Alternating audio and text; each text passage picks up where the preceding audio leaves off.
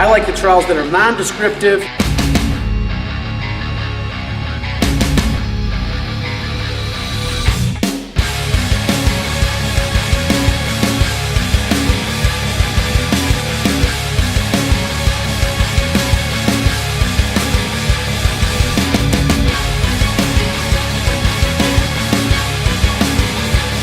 So, that being said, let's talk about what you feel like you want to sculpt, what you feel like you want to create.